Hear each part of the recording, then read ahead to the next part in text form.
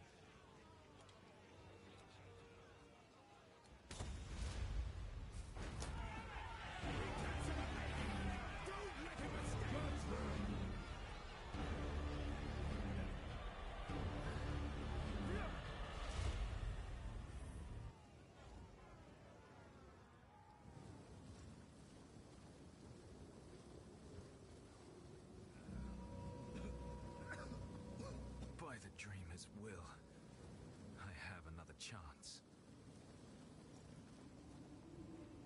By the first ones, you're alive! I'm glad to see another living soul. I live. Ain't no way you're timing Exiles right before I get home and you title it Exiles before Baldur. Shot to death in the parking lot. I'm a sidekick, brother. I'm a sidekick. Send me flowers. This is why you watch me. Suddenly they ain't so dead no more. I would appreciate it if you could...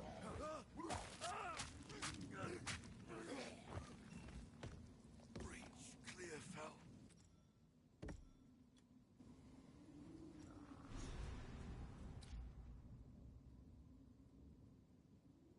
When detected, Hitting a blinker real quick.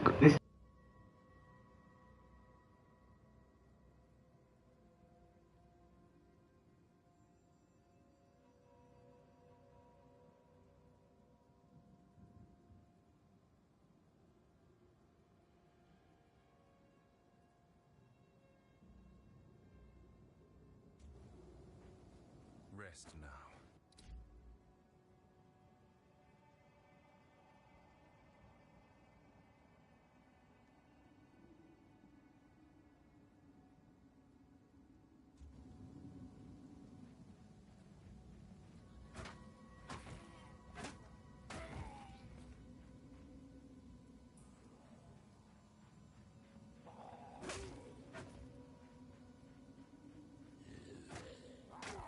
this man is This, if you're still listening, Alfredo, this game is like Baldur's Gate, but without the turn-based. for murder. I know you see me. I think you've seen me play this before. With murder. You get booked on That's what kind of Diablo and ARPGs like this are. If you think about it like that, it's D&D without the turn-based. Yeah, you can. Power. But at what cost? This shit piss me off. Ooh, ow. Very first album, Life Before Fame, all the way back in 2015, Pat would end up carry out what needs to be carried out in the streets on two occasions. Firstly, in the song NBA, and secondly, in the song I Know. Ultimately, Pat would end up pleading out on greatly reduced charges of accessory after the fact of murder, and ultimately receiving a sentence of 5 years. Now, interestingly, Pat would go back and forth with the judge during his sentencing, saying that he is taking the deal, but he is 100% innocent. And interestingly, close friend of G-Money, TBG rapper Fredo Bang, would later claim in numerous interviews that he did not believe Pat to be G's killer either.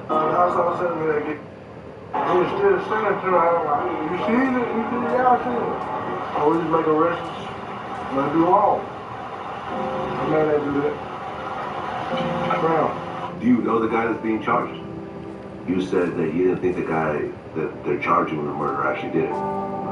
G-Money's own mother would also post on social media saying they still haven't found the shooter of her son. and they're still looking. Whether or not you believe NBA Pat when he says that he had nothing to do with the incident, what is clear is that the NBA crew, and Youngboy specifically, would have the most to gain from G-Money being no longer. Go. So that's interesting. G-Money's own mother as well as saying that he wasn't the actual killer. And he only obviously a lack of something, a lack of evidence, a lack of proof that they could fully determine. I mean, there was something, but I don't think he was the one that actually squeezed it, right? Because how are you walking with only 5 years for a murder? But in this new situation, he's booked on 10 counts of attempted murder from a domestic dispute in which he decided to fire into a home and apparently missed 10 people, which is insane to think about. You put 10 people in a crib. I don't know how big the cribs are where he's from. I'm guessing not that fucking big, right? He ain't in the mansion. He ain't one of them NBA boys that's out at fucking whatever that mountain is, Grave Digger Mountain. He ain't one of them. He's still in the hood. He's fucked up, right? You fire off into a house multiple times, you don't hit nobody, thank God, but now you're booked with 10 counts of attempted murder, as well as domestic charges. Crash the fuck up. He's already done 5 years in prison for the connection to G-Money's death. I believe he did some Fed time on a weapons case. And it sounds like he's most likely gonna go back. But hey, let me know y'all's thoughts and comments in the comment section. Do y'all think he was more involved than we know of? Do you think that G-Money's mom and Fredo Bang were just keeping it gangster, keeping it street, saying he ain't had nothing to do with it? Let me know what y'all think. It's 1090 Jake. I'm rocking with y'all, y'all rocking with me. Till next time.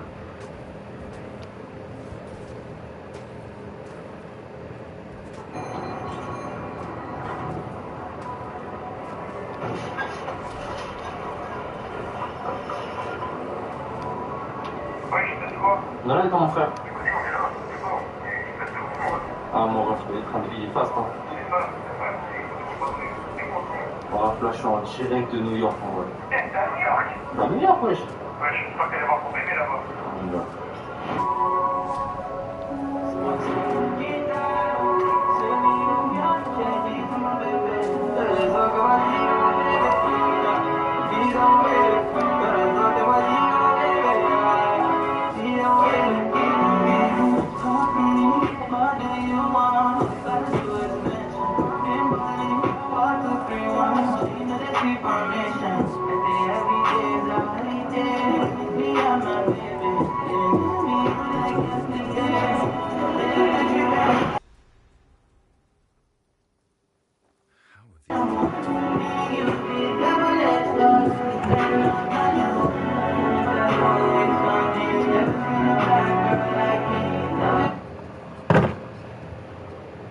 Trapmore gang, the violence is unfortunately continuing in Mexico after the assassination of cartel leader El Mencho. The streets are still burning in Mexico. There's reports now that as many as 60 plus people have actually lost their lives fighting with the cartels since El Mencho's death. And in this video, I'm going to tell you a little bit of the backstory about how he actually ended up getting caught up.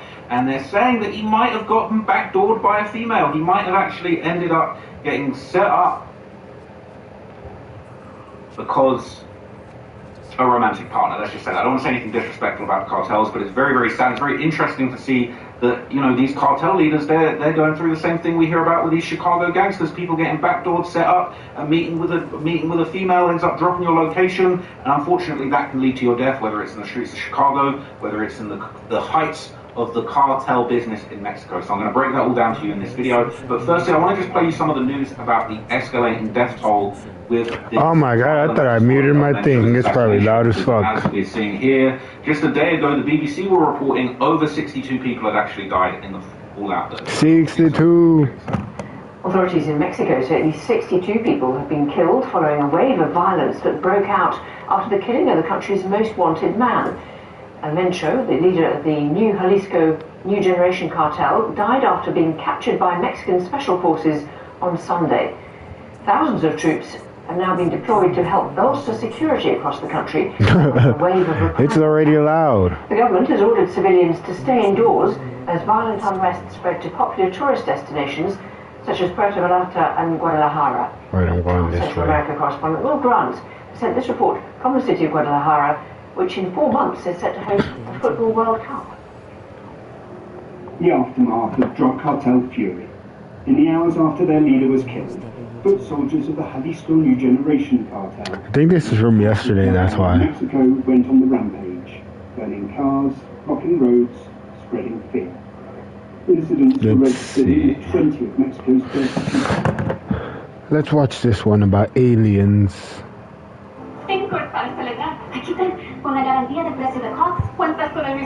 Oh, speaking of aliens, it's a joke. It's a joke. Indolent systemic mastocytosis may disrupt your life. You think I get Spanish ads for no reason? Rash showing up at any time. But what? Days ago, former President Barack Obama goes on a podcast and says this: "Are aliens real?" They're real, but I haven't seen them, and they're not being kept in. There's no underground facility. All right, pretty interesting. And then almost immediately, the current president, President Trump, releases this statement. I like this aesthetic though, how I have my TV on. I wish I could have the screen of what I'm watching. And releasing government files. Because those YouTubers get to have their face in the video. What if I had a game in the video? And then I get to talk. And why right now? We basically have two presidents from opposite parties. I could face the camera on my TV and do that. Grainy footage from like that actually might be kind of sick. Crazy late night conspiracy, alien radio show. The actual former president and current president of the United States. And I mean, it's like one of denial and like nothing to see here, and like weird kind of like. It's like what are those brain rot videos? How they have Subway Surfers and the 10 different videos going on. And presidents saying that they're going to release all the files. So what is going on? Is this disclosure or is this a distraction?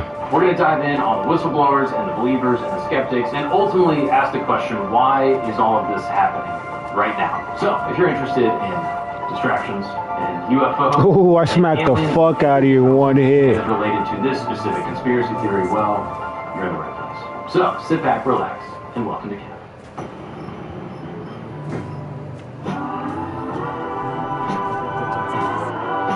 What's up, people? Welcome back to camp. My name is Mark Gagnon. What are you talking about, magnets? In my tent, where every single week we explore the most interesting, fascinating, controversial stories from around the world from all times forever. Yes, this is the conspiracy take that's a little bit more grounded. Okay, this is the conspiracy angle that's rooted in at least a little bit of reality. That's what I try to do here in the tent.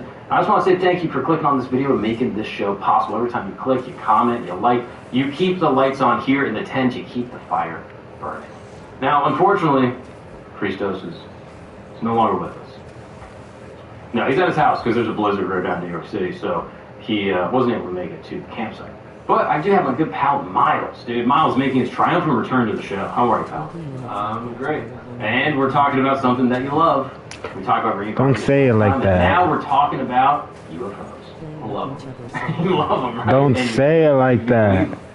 Yeah. Yeah, 100. Yeah, you've seen aliens. They can hear you. I believe in aliens. A little. Okay, you believe in like how Obama believes. Yeah, in Obama.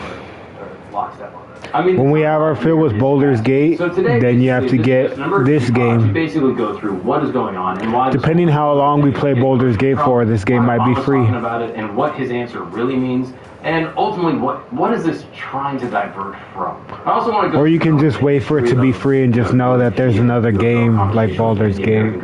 Going back to like the 50s. No, I'm not playing at all. I don't play.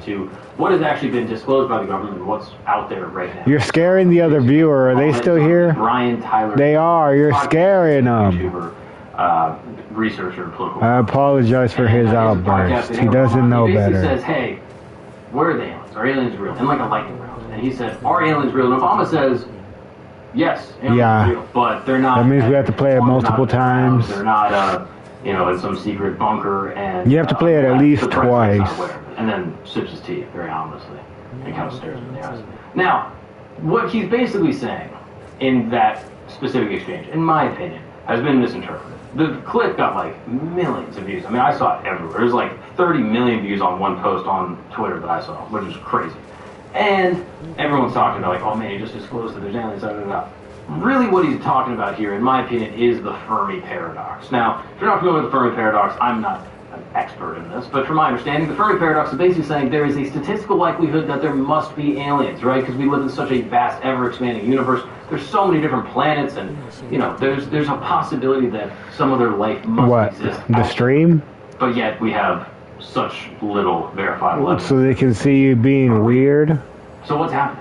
Like, what is this paradox? There's such a statistical likelihood, but yet there's so little solid proof. And that is the paradox. So, most people, like Obama, myself included, Miles probably to an extent, I mean, correct me if I'm wrong, you basically say, statistically, there's definitely aliens out there. Maybe they're intelligent like us, maybe they're not super intelligent, maybe they're just germs living on some far-off planet. But that technically is an alien. But yet, you don't have... How are you not? See, look, they left because of you. The seas, things like that. I mean, is that fair? Is that what your position would be?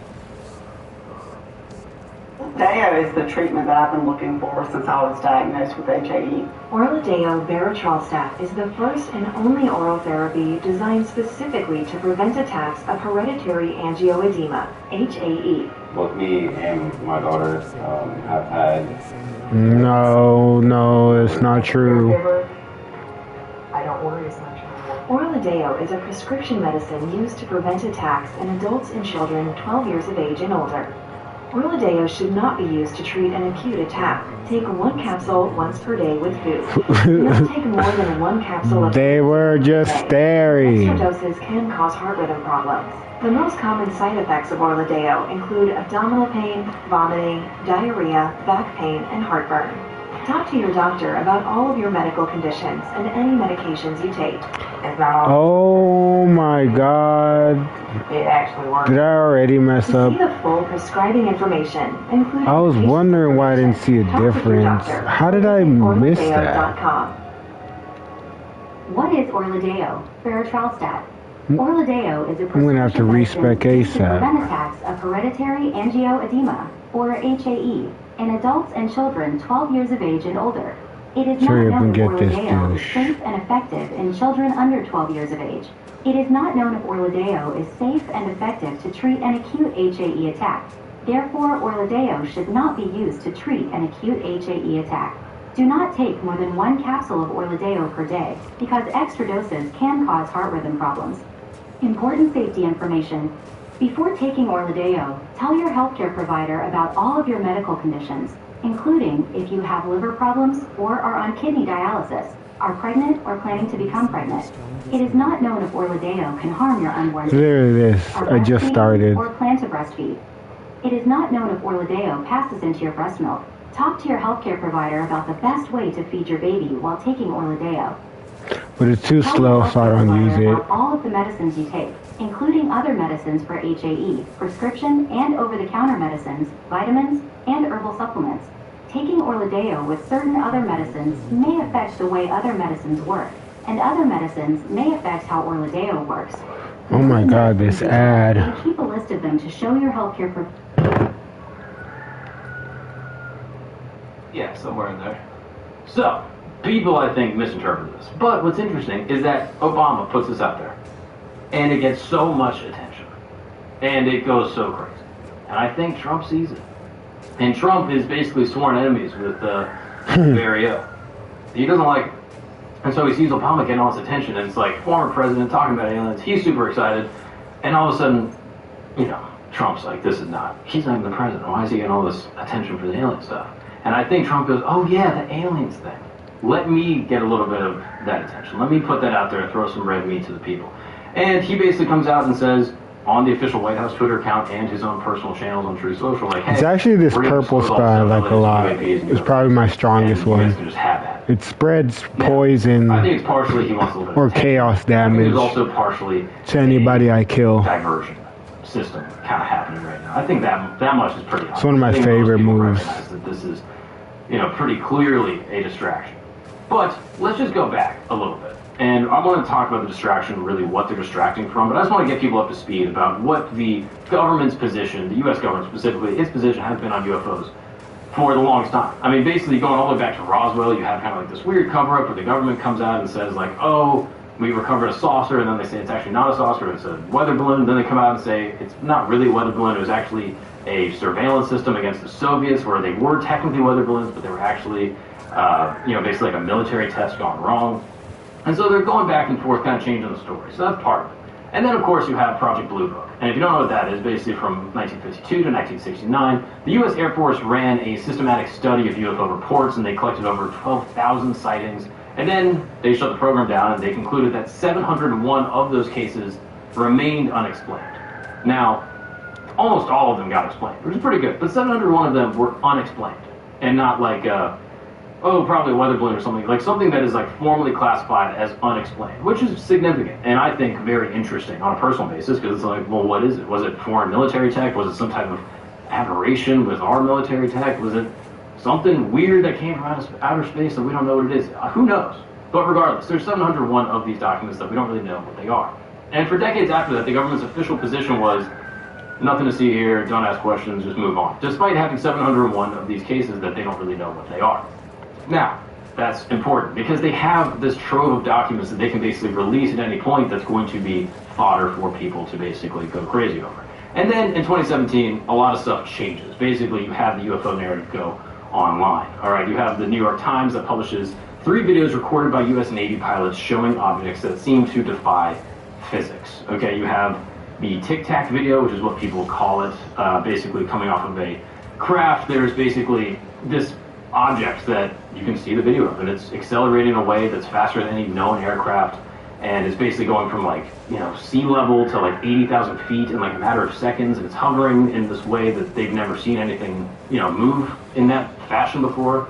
And the commander, David Fravor, a decorated Navy aviator, said that the object had no visible means of propulsion, no wings, no exhaust, and that, in his words, it wasn't from this world. Now, this guy's a very established pilot. Why would he come out and risk his reputation to talk about this? Who knows? Maybe he's a true believer. Maybe what he saw truly was from out of this world. Maybe he was a disinformation agent. I don't know. Nothing's off the table. But that's basically what had actually happened. And then April of 2020, the Pentagon officially released these videos and confirmed that they were in fact authentic. Now, that brings us to the UAP Task Force. In 2020, the Department of Defense established the Unidentified Aerial Phenomena Task Force, basically to investigate these types of encounters, kind of like a new Blue Book. Guys, it's Kate and Eliza. Come sailing with me on Virgin Voyage's Brilliant Lady ship to the Caribbean. Immediately blown away at how clean and luxurious everything is, and that definitely included the room. The bathroom is so beautiful with a spacious shower. In the room, there's a vanity to get ready, big closet to hang on your clothes, giant full-size mirror, and the best part, a king-size bed with side tables on each side, then leads out to the sea terrace balcony with the iconic red hammock. Can't forget to mention that there's also a huge flat-screen TV. So impressed already, but then we ran out to go explore the rest of the ship. We had so much fun checking out the entertainment areas, lounges, dining, coffee shop, outside decks, and just getting acquainted to where everything was located on the ship and discovering that there's so many different things to do and areas to hang out. Then we soaked up these insanely gorgeous views of Miami, discovered yet another area with these incredible loungers and also some fun swings before finding the pools, which I was so excited to see. They looked very inviting, so we decided to go change into our suits and enjoy the sunshine. But on our way, we stumbled upon a basketball court, so we had to shoot some hoops. Austin crushed it, of course. These goddamn ads. How will I? And in June of 2021, they released a preliminary report to Congress. And here's what they said. Basically, out of 144 reported UAP encounters between 2004 and 2021, only one could be explained, and it was a deflating balloon. The other 143, again, they just classified it as unexplained.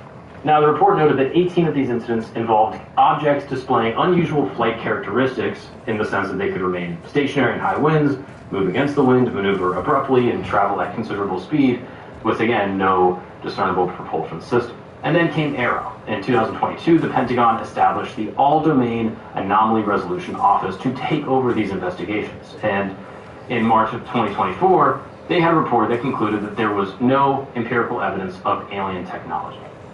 But, again, they haven't explained all of these objects, and they don't really know exactly what they are. And then that lack of explanation doesn't prove, like, of course it's aliens, but it's difficult to say, like, hey, there's definitely not aliens. They're just saying, hey, we don't have proof thus far.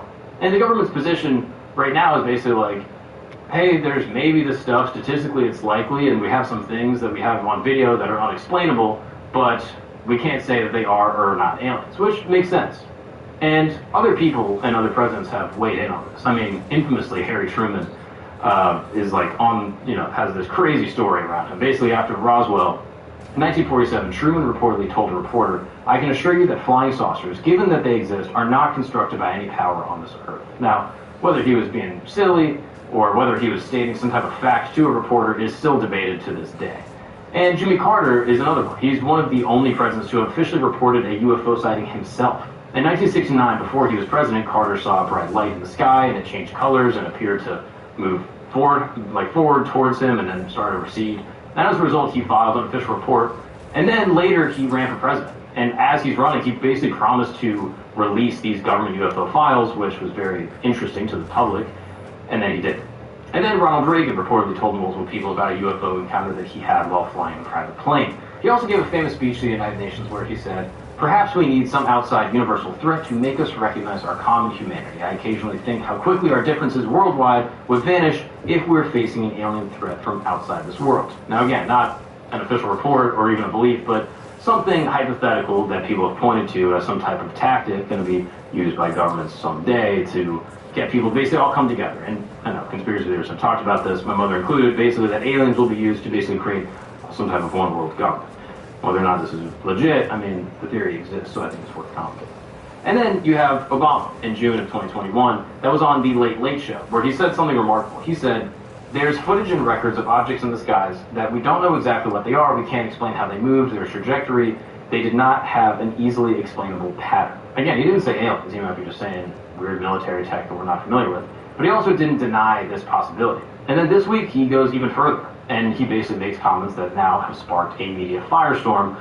And I mean, people are looking at this like, okay, this is a guy that presumably has been in classified briefings and is willing to acknowledge on camera that there is potentially something, at least statistically, that we can't explain. Which, for many UFO truthers and people that want disclosure very badly, this is a massive step. And now, after this Obama situation, these comments that he made, you have Trump coming out and saying what he did was wrong, and that he basically gave away classified information, and that he was the one that was going to be the one to give out classified information, or declassify the information. Regardless, he's now saying that he's going to release all the files. Now, why now? This is the question that I think people should be asking, that at least I myself am trying to figure out. I mean, for so many years, the UFO thing was like this fringe joke that was completely denied, and then now you have congressional hearings and whistleblowers testifying.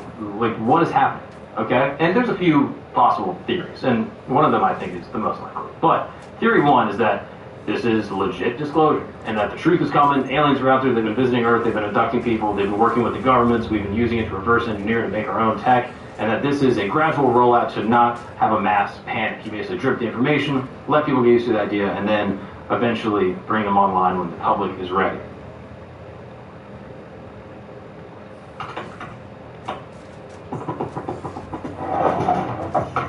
I can bank when I want, where I want. There are no hidden fees. I checked the fine print. They give back to the community I'm working to conserve. And they partner with the school I always root for.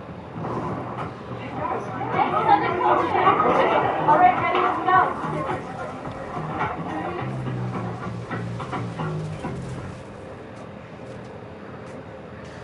I grew up in the West Valley. I attended Trevor Brown High School and been here my whole life. I love everything about being a Phoenix Reader. My name is Latasha Kaji. I am the president of Phoenix Raceway, and I went to Glendale Community College. Being able to go to Glendale Community College while going to high school, it really gave me the opportunity, one, to figure out what would college life look like, but also it started my trajectory of networking and meeting other people. Met a lot of friends through that program, and so really it just set me up for what the future was going to be. A race at Phoenix Raceway is a vibe. There's such a great energetic vibe about Phoenix Raceway. No matter what race you're at and no matter what you're doing, there's something for everyone. That's a theory. I'm not convinced that it's that, but that's a theory that's worth acknowledging. And then theory 2 is that this is foreign adversary tech, or it's our own tech. I mean, China and Russia have been investing heavily in hypersonic weapons and drones, and maybe the government is genuinely worried that what the pilots are seeing isn't aliens, that it's enemy aircrafts that are just dramatically outclassing our own. Now, admitting that we don't know what's in our airspace is a massive issue, and, would require more defense funding, and, would obviously put the United States in great peril if we're not able to control our own airspace. Now, again, I don't really think it's that. What's up, people? We're going to take a break really quick because I want to tell you about a sponsor we have that I'm so stoked about. Yes, it's Chubbies. If you've never heard of Chubbies, I've been wearing these since legit, late high school. Yeah, I'm so stoked. I started the podcast because I wanted a deep dive on crazy stuff in history and just, random wormholes that I got into on the internet. And now I'm working with a brand that I've literally worn for 10 years. Because Chubbies is one of those brands that you put on and you go, oh, this is comfortable. They're like the OG, I'm going to the beach, I'm chilling on the boat, I'm walking through Soho in the summertime shorts. I mean, they are the best. Their stuff is super breathable. The stretch is OG. They're one of the first ones that started that. And you can actually move, you can sit, you can exist without just being absolutely swamped. And they don't just do shorts, they got everything. They got polos, they got sweaters, they got anything you can imagine, and it's all that wrinkle-resistant, quick-drying, antimicrobial greatness that basically makes all their stuff, basically the mix between I'm the most comfortable I've ever been, I could go to sleep right now, but also I'm a functioning adult that looks amazing while I'm at work. And, great news, this is the 15-year anniversary, and they're bringing back the originals. These are literally the shorts that started the entire thing. Same iconic fit, the same inseam options, and that same energy I'm just going to pull up and crack a brew on a Friday. That type of vibe. So, whether you are weekending, weekday-ing, going to the beach, barbecue, or just living your life, Chubbies has you covered. So, for a limited time, Chubbies is giving the listeners of this program 20% off with the code CAMP if you go to chubbiesshorts.com. That is 20% off your order with the code CAMP, C-A-M-P, at chubbiesshorts.com. If you guys trust anything I ever say, Chubbies is fantastic. The shorts are truly amazing, and you're getting 20% off. What are you waiting for? Go check them out. Now, let's get back to the show. Now, there's a third theory, and this is the one that I think is probably the most likely, is that it is a distraction. Now, in 2023, the same year that David Grush testified about these alien bodies, well, what else was happening? You had the Epstein files first kind of getting ushered into the public discourse in a really significant way. And on top of that, you have, Ukraine, you have this, conflict with Israel and Palestine. You have so many different things happening geopolitically that then all of a sudden this card seems very interesting. There's so much fervor from the entire American public and probably the public of the world to know what's actually going on. And are there any documents or any videos that we can see that are unexplained, that would just titillate us to a degree that we would kind of forget everything else that's going on? Right now, there's so much happening in the current discourse, politically, but also socially, that dropping this type of information seems extremely, extremely useful. You have, the Epstein files that have been massively, disastrous to the entire Trump administration, to Trump himself, both, the implication of him, but other people within his cabinet. So many of the powerful people in our country have been implicated in these files that all of a sudden thrown out some more meat, hey, look at these files. It is a tactic that I think is, somewhat useful. Additionally, we have this, sort of brewing conflict happening with Iran. We are just on the precipice of the United States actually sending in some type of proper invasion and going to war with Iran. Some people have even speculated that it's going to happen this week. Now, it seems like anytime there's a massive geopolitical event happening, there's also something else happening in tandem with it. Now, on top of that, you have all the ICE conflicts that, Trump has been dealing with. You have these ICE agents that are going around, and multiple people in Minnesota specifically, but around the country, have been injured or killed by these ICE officers. Now, of course, that has been a massive PR issue for Trump's administration. Now, you have this alien thing that everyone's kind of interested in. You can just pull that card and drop it.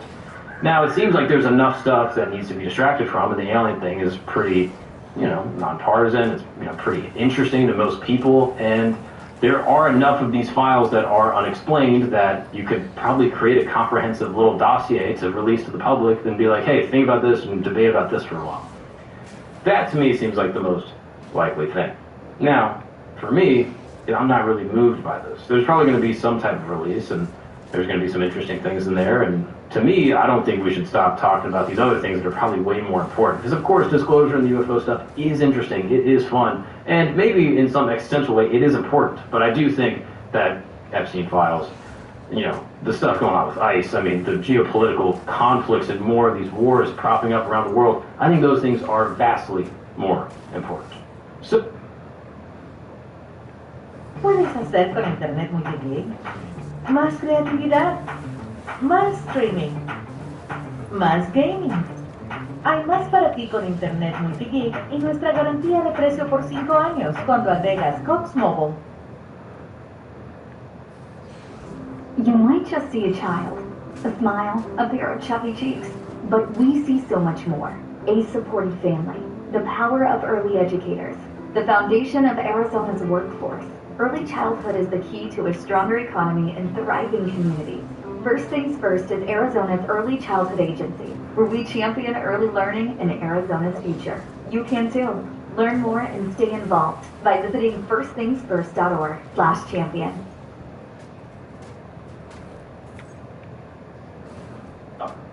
To me, I don't want to take, the eye off the target here. Now, will this work, I guess is the other question. And again, we don't know what the actual plan for this is. A lot of presidents, like we mentioned before, Jimmy Carter, Trump himself has sort of floated this UFO thing. I don't think that the rollout of this is going to be effective at all. Now, I might be wrong, but I'm really skeptical. And I'm skeptical for a few reasons. One, I don't think Trump is a alien ideologue at all. Every time people ask him about aliens, he was even on Rogan's show and they asked him about aliens, and he was like, yeah, probably not. Maybe, who knows? He's just kind of waffly on it. He doesn't seem super curious about it. It doesn't seem like he really gives a shit about it at all. So inevitably, this release doesn't really have any type of personal moral conviction for him or even an ideological agenda in any way. On top of that, if we look at the Epstein files and the release of that, they were heavily redacted.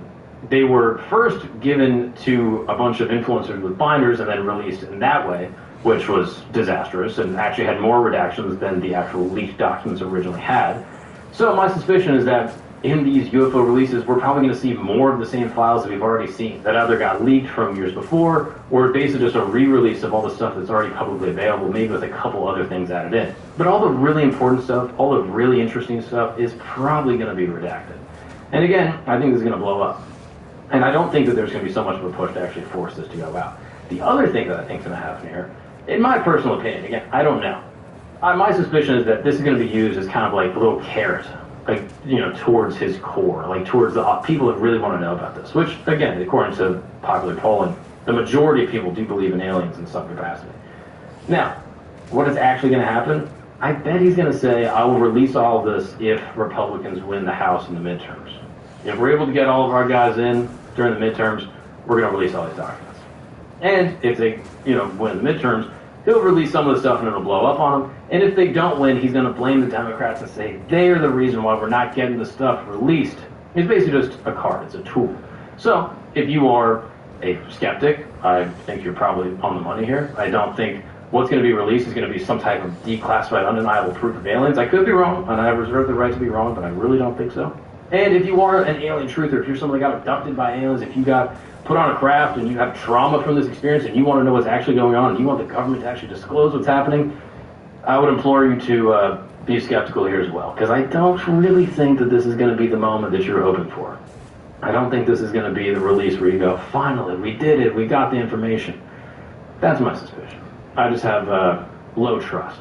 And, I think a lot of us have low trust. We're in a moment right now where institutional trust is at historic lows. People don't trust the government or the media. They don't trust experts. And after the last decade, I don't really blame anyone. You know what I mean? Going all the way back to the 60s, you have Vietnam, a massive issue. JFK, there's a weird kind of cover-up going on, less trust. Going to 2007, we're told that, the economy's fine, and then financial crisis. We're told that there's weapons of mass destruction in Iraq. There aren't.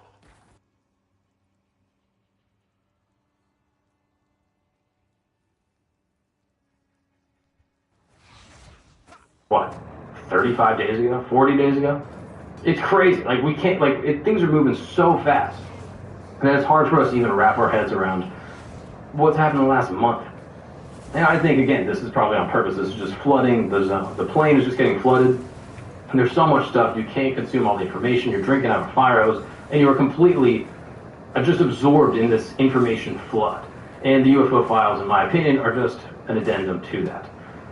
Now, to me, are aliens visiting Earth? I don't know. Truly, I'm averse to certainty. I'm highly skeptical into, all the information that I've seen. There's a lot of interesting stuff, but it's hard for me to fully make that leap. Now, do aliens exist? Probably. I mean, are there recovered spacecraft, at, Los Alamos or Wright-Patterson or something? It's just tough.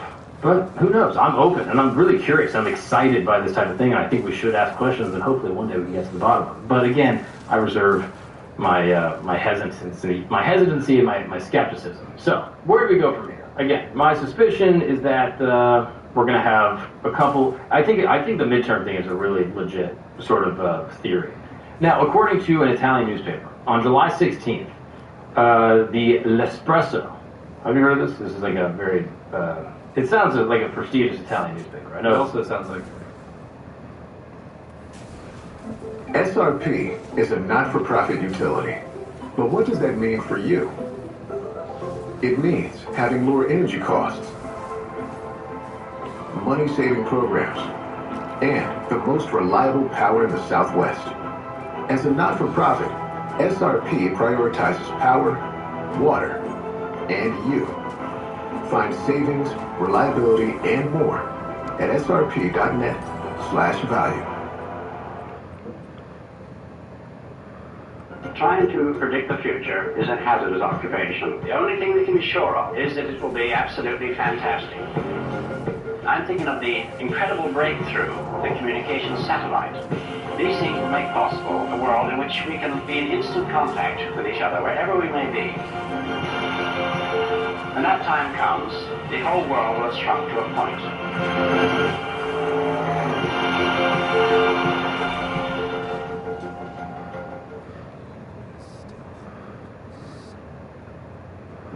I know it's not the best name, okay, but over there they take espresso very seriously, and L'Espresso is equally as serious. Now, they said that basically, in the quarters of Washington, some read. So they're talking about Trump talking about UFO disclosure and basically using this UFO issue to like curry favor and get support within different contingents. And it says the quarters of Washington, some read this in more political terms. They see it as a card to play in the next electoral campaign. Trump himself, sources say, is intrigued by the possibility of using the UFO issue to present himself as the president who finally tells the Americans the truth. And that, I think, basically summarizes it. That this is effectively a ruse to get people to get on his side. They're all excited, That's the way I read it. So I think he's going to probably use the midterm thing. That's my suspicion. If Republicans win, then he's going to be like, all right, I'm going to release some stuff. They're going to be crappy files, and people are going to be pissed. And then if they don't win, he's going to say the Democrats stopped me from releasing them. And then people are going to be basically like kind of fake shocked, but also pissed. That's my suspicion. That's my guess. I mean, Miles, do you have any thoughts as to what's going on? Not exactly. I don't obviously know anything more than you do, but I can only imagine just what we know about Trump. There has to be either some sort of like very pointed and thoughtful like distraction going on, or just blatantly no one knows and he's in control, makes wild decisions, and he wants to talk about aliens right now. Like maybe I don't know. I'm so interested to know his headspace sometimes, or like is Stephen Miller in his ear being like talk about aliens? It will help us. Yeah, I mean, part of me is like, I think he just kind of makes decisions and like says stuff, and then if it's somewhat popular, he'll kind of double down. And if he says something a few times, like I was talking to our buddy Josh, and he kind of made that point by an interview he heard with some staffers, and basically they were like, if Trump says something twice, they basically go into motion to make it happen, whether it like makes sense or not. So if he's like, look, we got this UFO thing, people are down for it, I think it's all bullshit, but we can release some files, people are going to give me all this credit for being the president that released the files, take the credit away from Obama, and cover up all this stuff happening with Iran, with Epstein. It's like, if you game theory it out, it's kind of like the perfect move, is to release something. Yeah. So I think it's likely to happen. Now, there's another element that's interesting. You remember when she was talking about releasing the Amelia Earhart files? Mm-hmm. That was largely done, to my understanding, because of this guy named Timothy Mellon. And now Timothy Mellon is a multi-billionaire heir to the Mellon banking fortune, and he's a major donor to the Republican Party and Trump as well. Mm-hmm. He's also an Amelia Earhart truther. Fun. So he's basically like, Amelia Earhart was captured by the Japanese during World War II, and that she was actually alive and was probably, housed in some type of like facility as a POW. Fun. And he wants the documents to prove it. And so Trump, basically, to appeal to one of his small number of donors that are giving tons of money, he basically was like, all right, I'll release some of this stuff. Now, to my understanding, no Amelia Earhart files have been released. Yeah. But he was like, I'm going to do it. Yeah. And here we are. So I think it's just, again, he kind of like just throws stuff out there, gauges the reaction. If there's a big reaction, then he kind of like moves forward with it in a way that's calculated, that he thinks he can open the box just enough.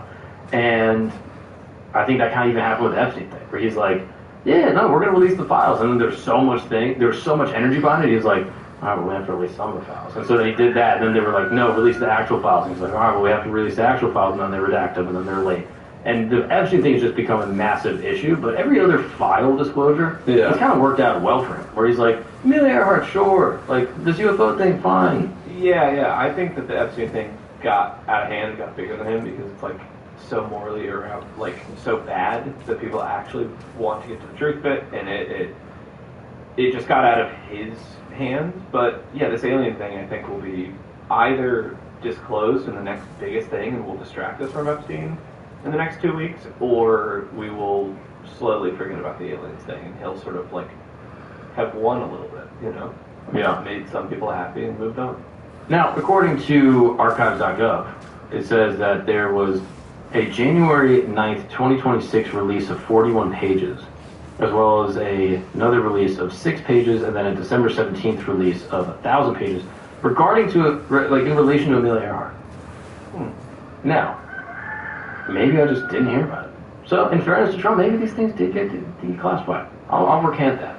Yeah, and maybe there wasn't anything interesting in there. You know what I mean? Like, but maybe that's a part of the whole deal. Maybe there is some interesting stuff, and they're like, we can just release the not interesting stuff. I get the credit. And that guy gets to feel sufficed, where he's like, you know what? Maybe I'm wrong, or like maybe these documents make me feel better. Yeah. Now, with that said, I should probably read into these Amelia Earhart files and see what's going on with there. But that's a different episode. All right.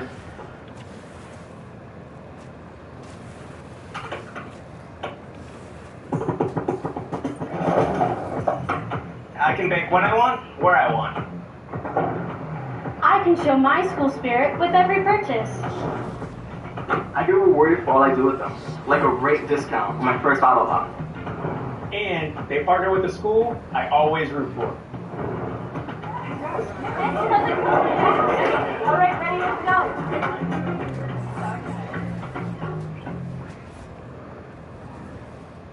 Einstein Bros bagels, our bakers wake up the roosters. They arrive before the sun rises, fire up the ovens, and bake all day long. So, morning can begin anytime you please, and your bagel is always fresh out of the oven. Now we're baking. Regardless, I'm curious to see what happens. My suspicion is mostly nothing. But how we get to nothing, I think, is going to be the interesting part. Anyway, thank you guys so much. What do you guys think? Please drop a comment. YouTube, Spotify, I read all of them. Are we on the precipice of disclosure, or is this obviously just a giant cover-up to, pull our attention away from everything that's going on? Now, what do you think they're trying to pull our attention away from specifically? I'd love to know what you think. Are they trying to pull us away from Epstein, or is the Epstein thing also part of the distraction? How do you guys make sense of this? Please drop a comment. I do go through all of them. Good news, by the way, if you like our religious content and religious deep dives and all things spiritual and cosmic, we have Religion Camp, all right? That's where I go through every religion and try to figure out what everyone believes on this big, beautiful planet. That's the place where I try to figure out what's going to happen when we all die. And then we also have History Camp, and that's the channel where I try to figure out everything that's ever happened. And then, of course, there's Camp Gathering. And this is where I try to figure out what's going on right now. And this is where I do interviews with, obviously, people way smarter than me that can actually explain what's going on. And then, of course, deep dives on all sorts of interesting stuff related to, conspiracy theories, to the occult, to mysticism, to just random historical stuff that I think is interesting that I think you guys will like as well. So, subscribe, comment, like, all that stuff really helps the channel, and I appreciate you guys dearly, and I'll see you next time. Thanks. What's up, people? We're going to take a break real quick because this episode is sponsored by me. Yes, Camp R&D. That is the merch, that is the threads that we've been wearing around here at the campsite. And we got all sorts of cool stuff. My buddy Zach just cooked up a sick UFO collection. You can go check it out there at Camp R&D. I really appreciate you guys. We had so many people that came through for the holidays and picked up their threads. It's awesome. We got hats, hoodies, t-shirts, all that. And if you're still listening to this and you didn't skip through, congrats. You got a promo code, all right?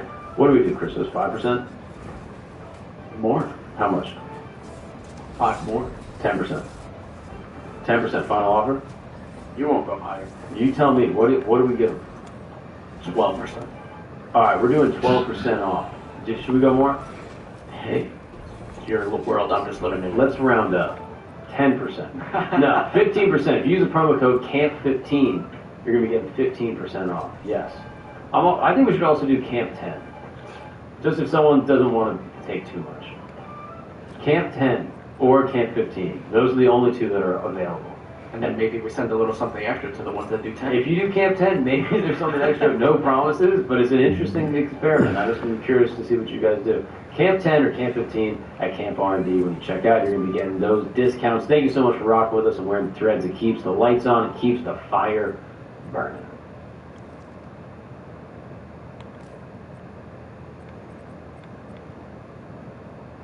Globe, an accidental invention. I feel like I've heard some kind of beautiful story behind why snow globes exist, or interesting at least. Wait, I don't know. Yes, it's also accidental. I think somebody fucked up somewhere along the way. That's the thing. Snow globe feels like someone fucked up. It feels like someone was like, I want to create a normal globe, and then you coated it with paint badly, and then you shook it and were like, yeah, it's like snow. Yeah, pretty cool. Yeah, or like it's like cheese or felt or something where it's like somebody obviously just like left some.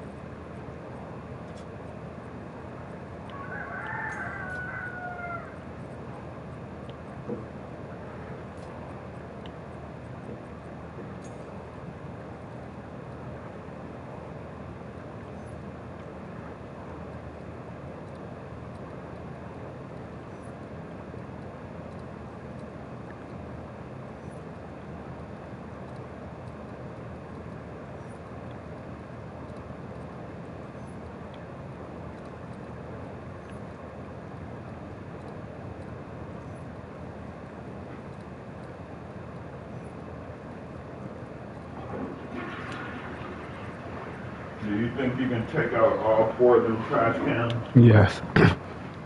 Thank you.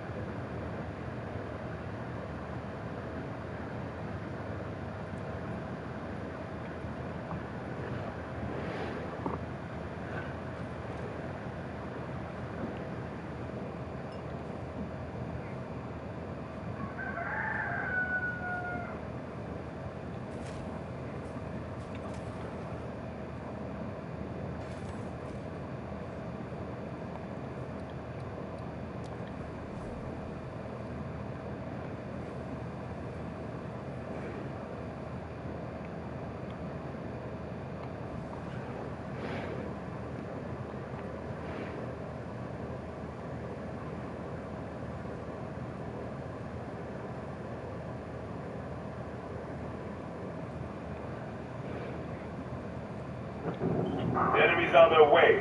Defend the bomb site.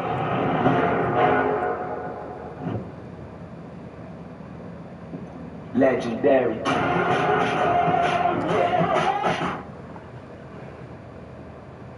Hello and welcome to episode 6 of Video Game Easter Eggs and Hidden Details, the series where I share some of the best Easter eggs and details found in video games, with the only rule being they cannot have featured on this channel before. Basically, if you want new Easter eggs delivered to your subscription feed each and every week, then make sure you're subscribed.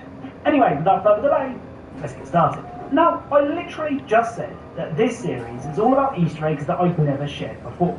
So you'll probably be surprised to see Gears of War 4. I mean, Gears of War 4 released almost 10 years ago, and given that finding Easter eggs is sort of my thing, you would think that I had found everything there was to find in the roided up shooter. Well, not quite. Now, the first of these unknown Easter eggs can be found in Act 4, which sees you and the team trying to navigate a storm. After destroying a power generator, you'll come to this area, and if you position yourself just right, you can see a strange base high up on a balcony, which will appear and disappear depending on how close you are. So the only logical thing to do is throw a grenade up to the balcony, and if done right, this will happen. Fire in the hole!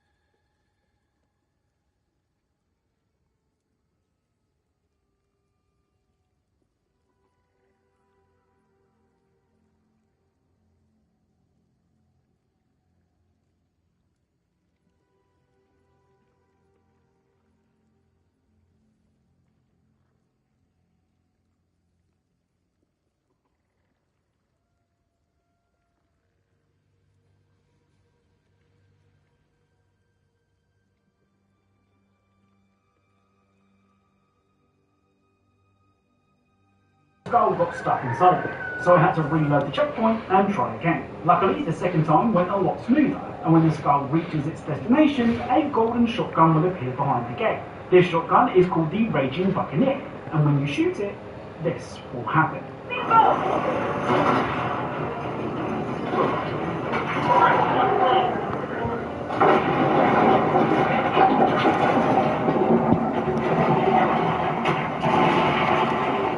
So, each time you fire the Raging Buccaneer, you'll be treated to a super cinematic slow-mo effect, which is cool. I'm just not sure it's shooting a skull across a room kind of cool. So, Half-Life 2 released last week, and I love it. That being said, the game is very buggy right now, with stop locks being reported almost daily. But as a fan of Half-Life 1 and its DLC, of course I'm going to love Half-Life 2. But just be warned, it needs a few patches before I personally would recommend it. Anyway, much like the first game, Half-Life 2 does that thing where it has dialogue for almost everything that you do. For example, when you first arrive on the cruise ship, you're supposed to follow the queue like a good player. But you can also just walk through the railings, which I guess makes you a bad player. Well, it turns out if you land on one of these railings just right, it will shoot you forward at a much faster speed than normal. And if you make it to the end of the queue in double quick time, this will happen.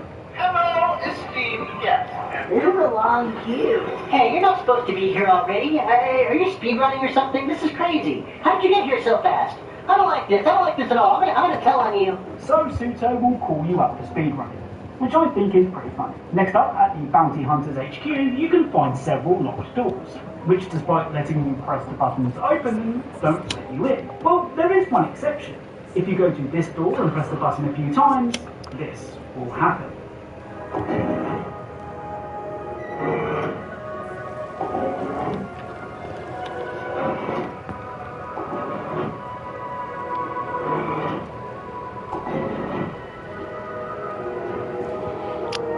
So, inside the room, you can find a bunch of furballs playing cards, which I'm guessing is a reference to the famous dogs playing poker painting by Cassius Coolidge. Now, this next Easter egg might not be an Easter egg, but I've been conditioned to think that it is. At the beach, you can find this.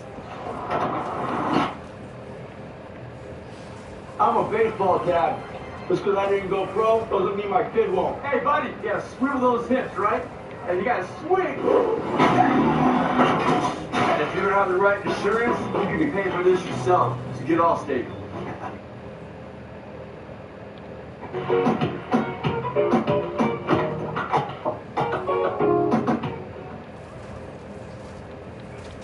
With all these Hilton Honors points, I could stay for free.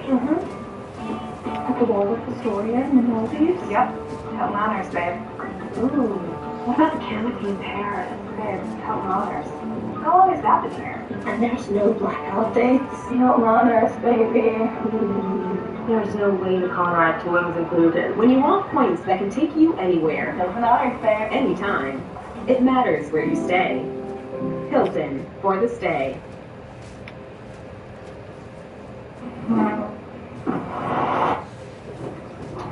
Welcome to the Undertone Podcast, where we talk about all things creepy.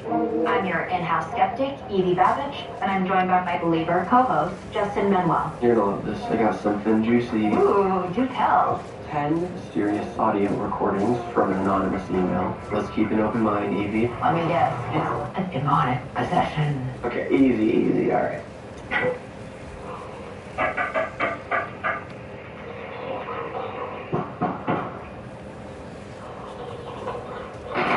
We've heard weird stuff before. This feels different. You believe that? I went to speak with Mary.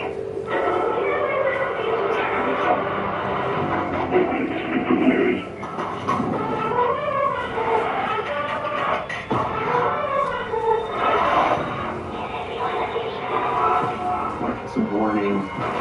There's only one way to find out. You should stop listening.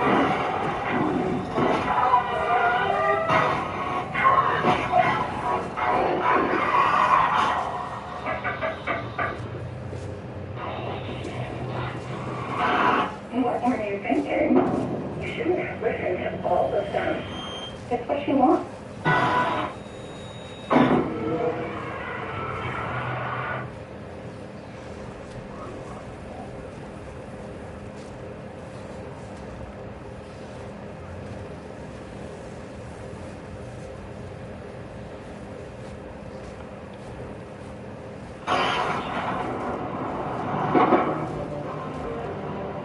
So, on this out-of-the-way patch of sand, I mean, I wouldn't really call it an island, you can find a volleyball with, well, I don't know what's on the ball, but it's a volleyball with something on it, which reminds me of Wilson from Castaway. Like I said, I've been conditioned to think that every volleyball in any game ever is a reference to Wilson, so perhaps I'm reading into this one too much. Let me know what you think. The final Home 2 Easter egg is the best. Where's your card? When entering the Dark Forest area, it's very easy to get lost, with each doorway taking you to a different location. Well, when you first arrive at the forest, you need to go left and left again to find the toilet. Then head back out and go left, and then right. If done correctly, then you'll find yourself here. Now leave the room and head right and make your way to the waterfall, and enter the secret room behind it to find a hidden map. On the map, you can see the letters LLLRFRL, which are directions to the Easter egg that we're looking for. So head back to the forest and go left, right, forward, right, and then finally left to find this.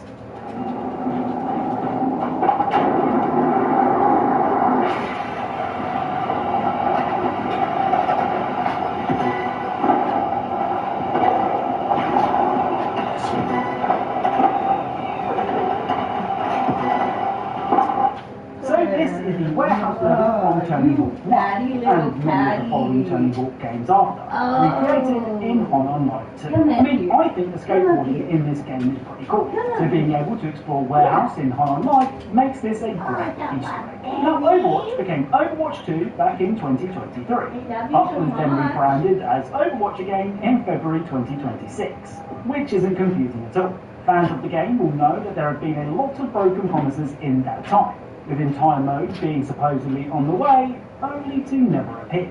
And I think this next Easter egg acknowledges that. On the Watchpoint Gibraltar level, you can find this.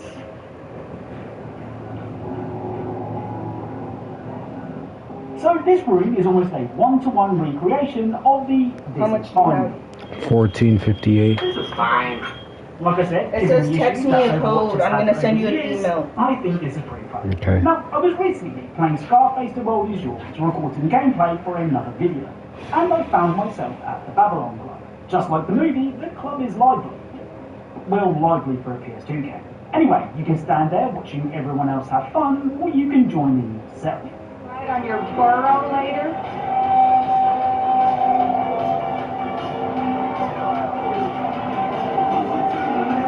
So stepping on the dance floor and pressing the aim button will cause Tony to dance in a very typical Tony way, which is brilliant. Now, you might have heard that Reanimal is made by the same guys that made Little Nightmares 1 and 2. So you 302817. I found in the brilliant co-op horror game is a reference to one of those games. But it's not. Early on in the game, you gain the ability to blow up mines using spheres. And as you might expect, these mines cause quite the explosion. Well, when you blow up the mine near the hotel, this will happen.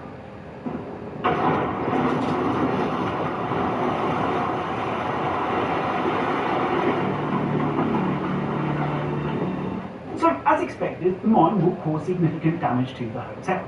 But what I want you to pay attention to is the hotel sign itself. You see, after the explosion, the T in the hotel sign is tilted to the right, which could be a reference to another atmospheric 2D adventure game, Limbo. In that game, you also mess up a hotel sign, where the T shifts to the right in an almost identical way. I mean, I could be reading way too much into this, but given the similar style of game and the fact that it's the same word, it makes me believe that this was intentional. So let me know what you think. Now, I love it when a game lets you decide that you'd rather not enter an extremely creepy island and instead gives you the option to go home. And that's exactly what happens in Total Chaos. You see, when you arrive on the island, you can simply turn around, get back on the boat, and go home, saving you a lot of trouble in the process.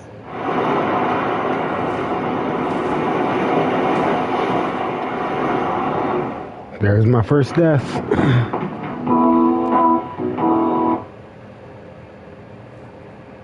People try Taco Bell's refined $5 box, opulent $7 box, and indulgent $9 box with its new chicken bacon rack street troopers. They start expecting everything to be as less.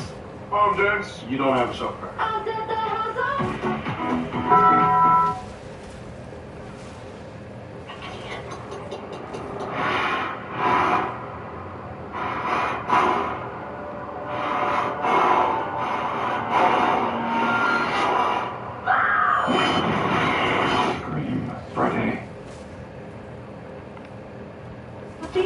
Get fast, powerful allergy relief plus no brain fog due to drowsiness. Discover Allegra. It's a no-brainer. Your used phone. And head to one of 7,000 Tico ATM locations.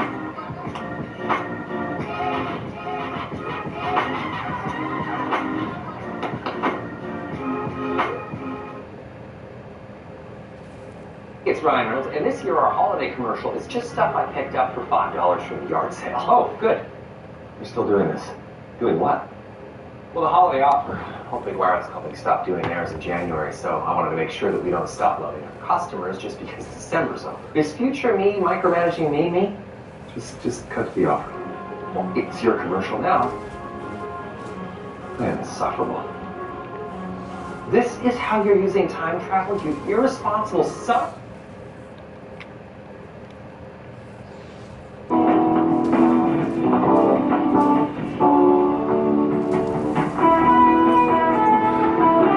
Okay, so that's a cool secret to find, but it's not particularly in-depth, with the credits rolling pretty much straight away.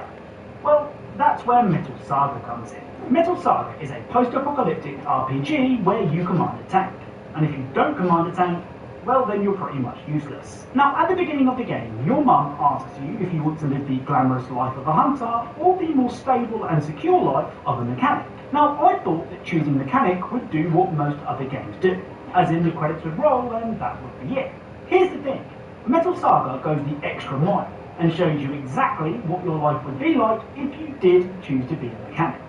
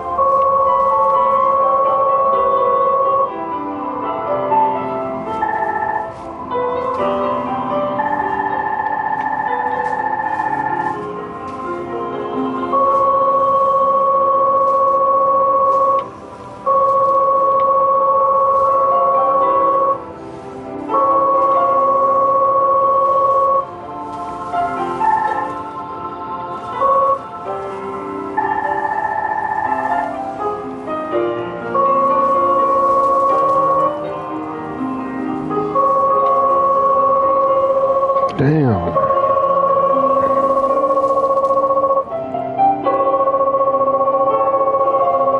This video is annoying. What the fuck?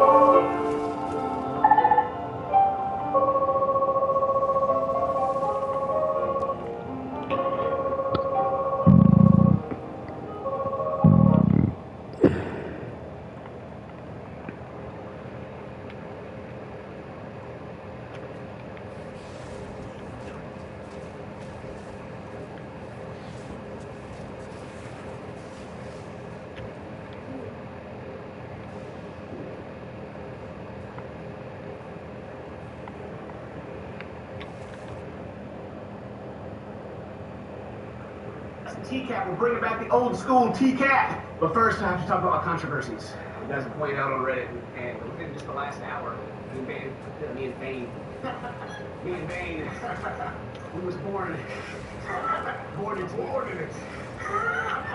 We were talking, and this Reddit post came up. It's been marked for hate, but there's some valuable criticism. Don't worry about it. What happened to King? I noticed that King hasn't been wearing his wedding ring lately. Something happened with him and Mary? Go to the front door. Between that and the crash out a few months back, for whatever reason or whatever happened, the general vibe changed in its content. It seems like this channel is in a really dark time. And dang, I didn't realize this would be such a controversial observation. But for the fans out there, I'm not assuming I know Romeo. It's just something I noticed watching his recent video.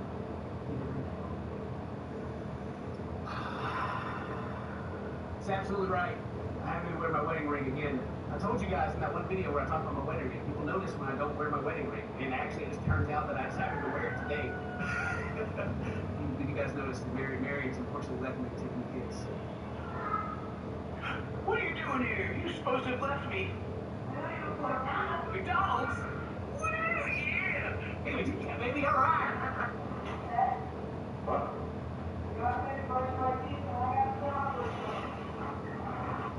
Slid in there too, like he's still in DMs. It's like shit just finally came into, you know. I am pretty sure this guy's cosplaying Steve Urkel. Your tape's been pressed out. Do that.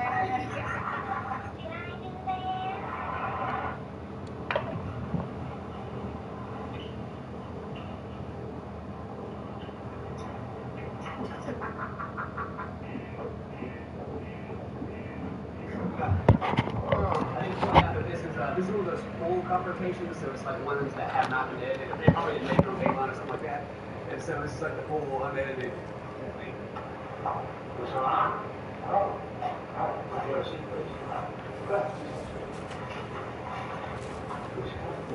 He's looking at us. You a cop? You didn't have to tell me you were, right? What are you doing here today? I'm from school up. You what? I'm screw up. You screwed up? Yeah. You probably shouldn't have known about this. What did you do?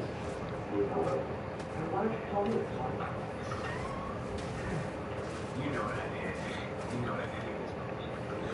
You know what I did, Queen? Why did you quit? Because of me. What did you think was going to happen to you next? You don't want to think about it. I really need to get a board that you can pull out. Like, put like big red marks on it. You know? Oh, get that! I make jokes like that. I really do. Because so far, you know, you showed up. What are you doing? I was an idiot. What was going to happen? I don't want to think about it now that I've been caught. Yeah, now that I'm caught. Now that I'm caught, I realize I'm sorry. I realize how bad it was. Who do you think you want to be? A boy. A 13-year-old. Named Luke. Right. That's why this episode is good. They mind. You know what I'm saying? You don't slip. 13-year-old. I'm going to tell you this too.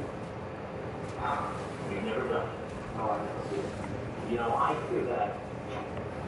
That's our This is early on. Yeah. This is the point. Here's a lot. Yeah, it wasn't quite a lot yet. It was, just fair. They all really Decent amount. What is in the bag? Take a camera glove and a beautiful newspaper.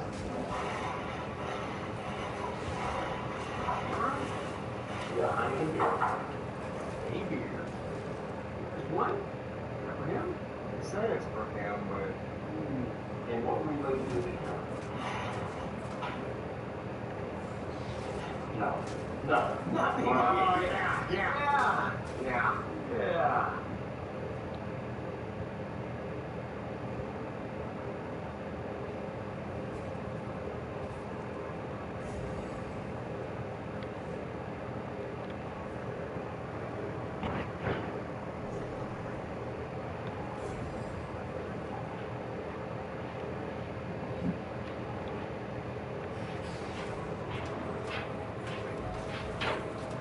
Well,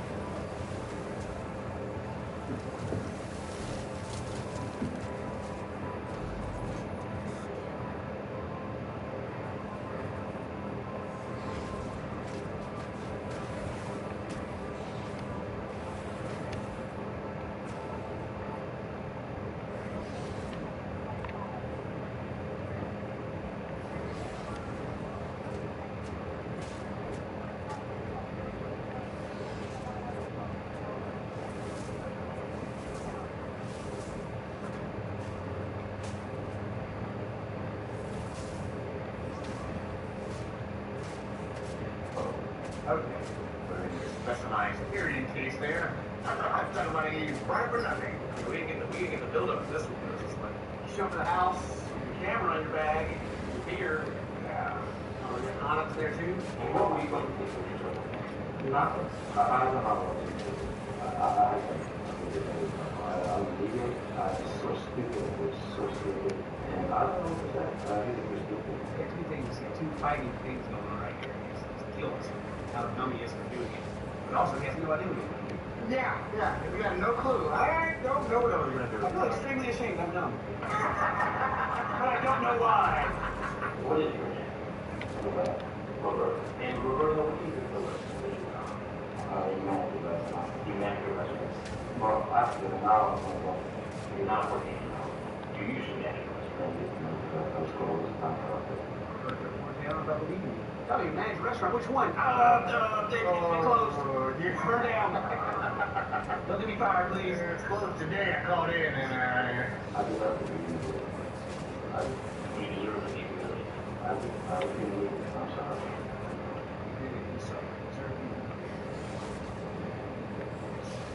Video helps. Well, apparently, actually, the comment, this top comment right here. This guy put a deal in 2006, released in 2007, and died in 2009. Unknown reasons. His children cut all communication. Usually I say that for new videos. Yeah! Hey, you ain't gotta worry about this one before. Now, you've done all right because it's perfect. The trick is to relax and go on. You know, relax. Online is so it's so easy to groom some. Yes, it is very easy to try to groom some underage kid online. Yes. Take advantage of them. Ruin their life.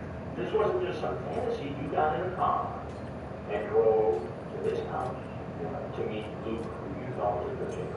So it's not pretending. Doesn't mean that I was going to do anything like that. Yeah, it doesn't mean he's going to do anything. Oh, yeah. I showed up to not do stuff. Yeah, with my camera. Definitely no intention. I didn't show that in the chat, which I obviously did. Yeah, I wouldn't do that till after the meeting. Yeah, innocent to prove guilty, right? I haven't done anything. Why something? I don't know. You bring brews?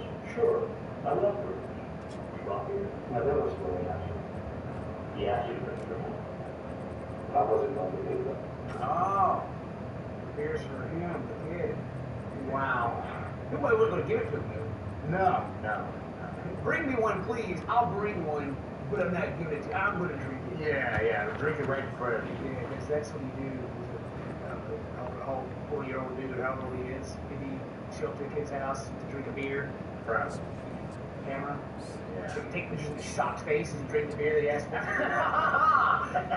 Take that, child. You bring condoms with you today? I want. You want. We put it on the house. Always has. Never leave the house without it. Yeah. Is that a photo that you sent? Yes, it is. And your profile. So Calvin, you made. Pics.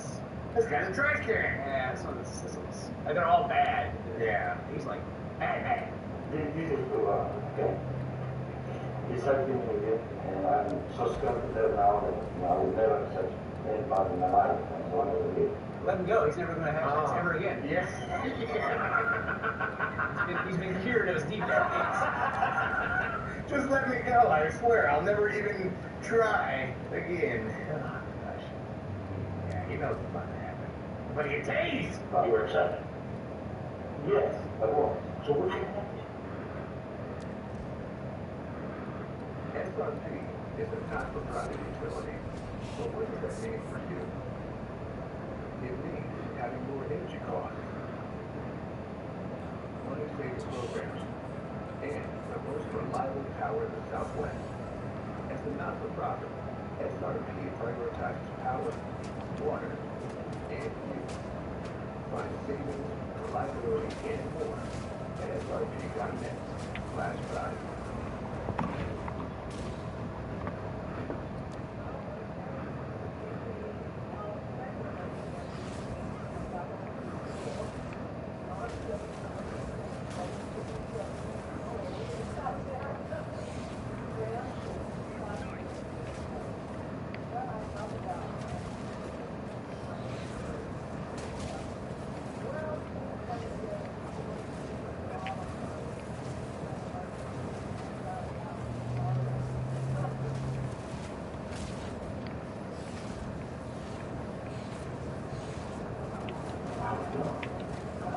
family group. You have a family. Oh, he's got a family too. Oh. He's got to go back to his family. I hate so much how they're the victims at this point, you know. It bothers me so much. Yeah. Oh, I've got caught doing exactly what I was trying to do. Oh, but what was me? I had a job, and I have a family. Oh, what about me? Your children. And what if a man came into your home when you weren't there with a beer, a condom, and a can? You're right. Actually, when you point it out like that, Chris, it seems pretty freaking obvious. Yeah. That's what I was here to do. Wow. But I could never do it, though. Never. I don't think I was going to do it. Yeah, I would have pretty sure backed out. And you say you've never done this before? Not remind yourself. Not remind yourself. Yeah. I don't know about that. I don't trust this guy. No, he shouldn't be the line all the time. Yeah. You frequently go on the internet? Oh, yeah. That's something. Do you think you have a problem, an addiction to the internet? Yes. That's possible. I believe it's all the time, but I like to learn time. It always bugs me whenever like this part of the conversation comes up. This is like a whole they don't ever do this anymore, really, but just like, do you have an addiction or a problem? Oh yeah, maybe I think so. Yeah. And then they start like, gonna help me. They start over explaining like how they meet. They talk to people. He talks to people all the time online. You know, he's a social person. And that's just like there's something wrong there that he's like trying to gloss it over. They're trying to make it look good before they get to it, kind of thing. Yeah. If it makes sense. There's obviously an issue that they know and they're thinking of. They're like, but you don't have to look over here because this is perfectly fine. This is so great and good. This is all fine. Don't worry about that. How many people do you suppose you met on the internet and then actually met in person? Three. Maybe under 8 people? No. Never, except for this time. This is just one of the 3. Well, what do you suppose it would happen if I was there and a 13-year-old wanted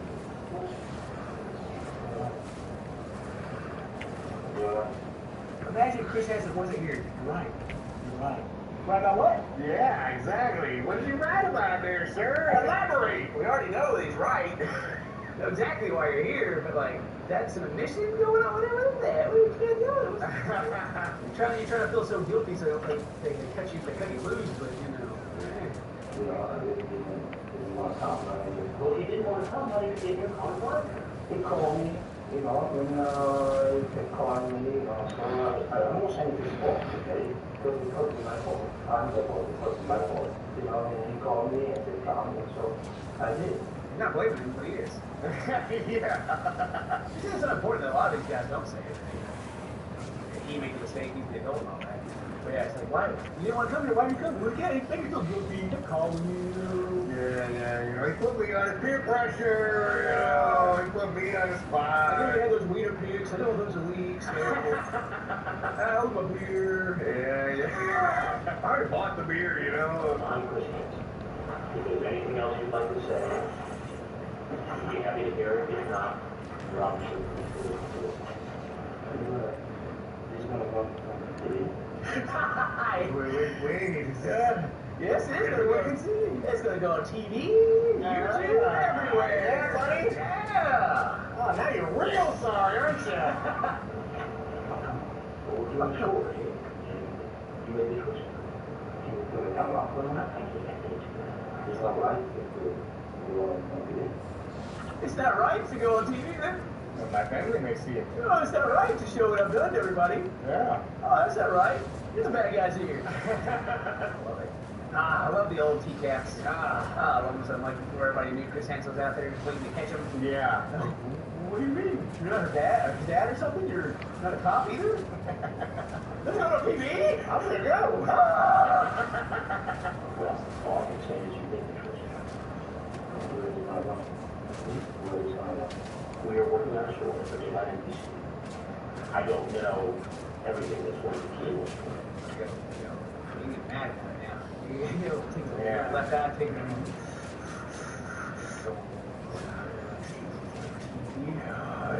Yes, sir. Yeah, you thought you were going to get let go walk out that door, but you also get blasted up everywhere. And everywhere after you go outside, too. Yeah. That's right, tease. But if you want to stay in contact with me, I'd be happy to let you know. Good afternoon.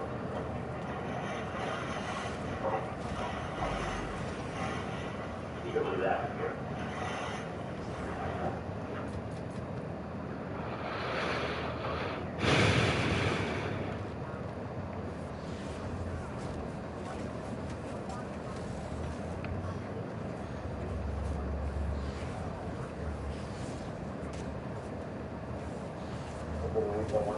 The day of an accident was like the day I called an Uber and had the air company the next day.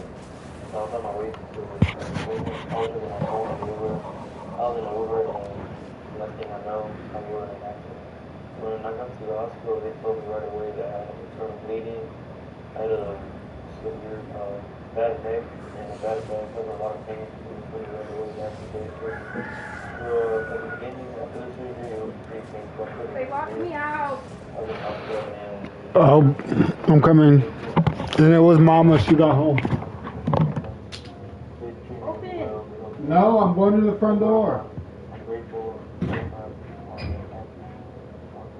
would like to recommend prison associates and families, friends, everyone. They treated me well. They believe me a lot. So I know it's prison.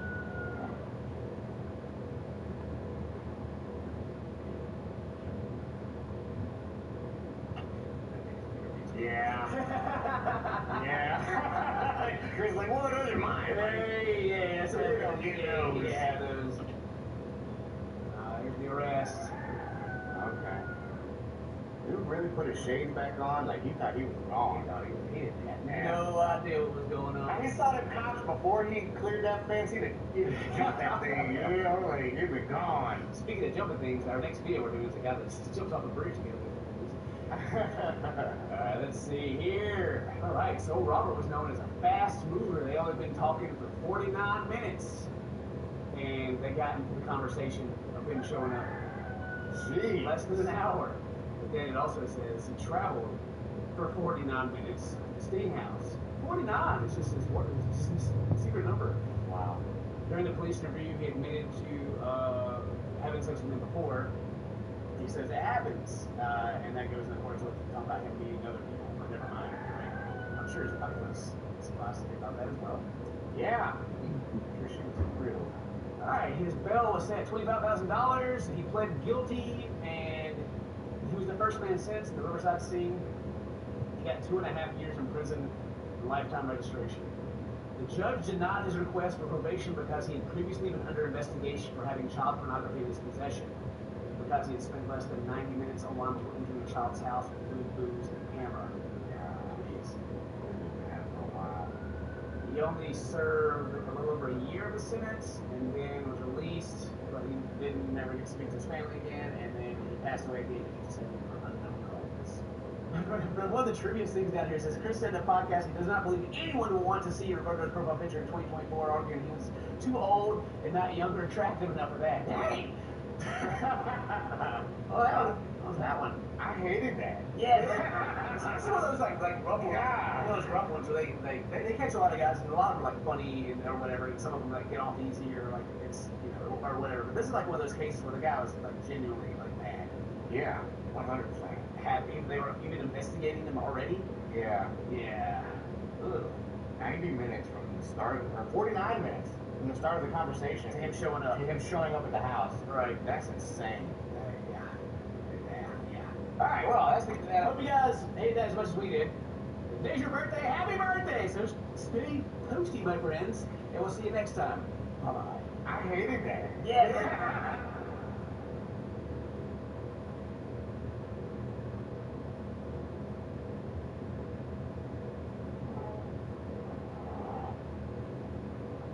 Welcome to the Undertone Podcast, where we talk about all things freaky. I'm your in-house skeptic, Evie Babbage, and I'm joined by my believer co-host, Justin Medlock. Ooh, do tell.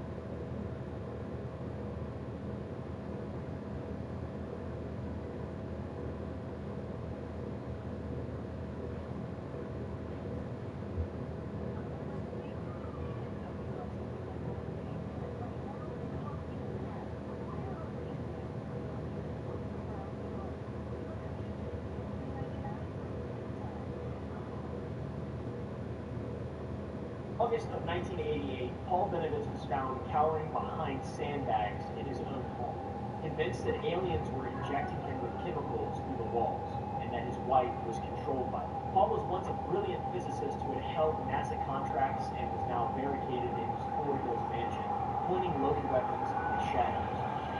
This is where most people would end the story. Another guy who went too far, who lost his mind and paid the price. But Paul Benedict's story doesn't end there. It only begins at that point. This has to be one of the most unbelievable stories of there is. I even read a book for this video. I read a book.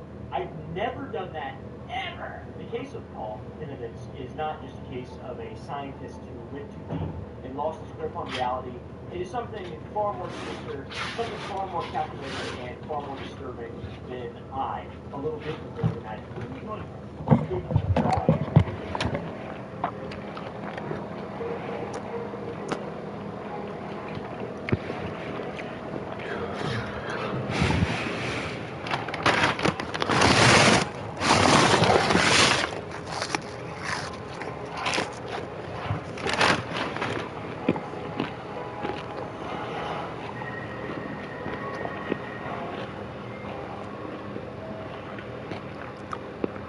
Chapter 1. Who is Paul? Actually, you know what, there are In 1979, Paul Benedict was living my stomach.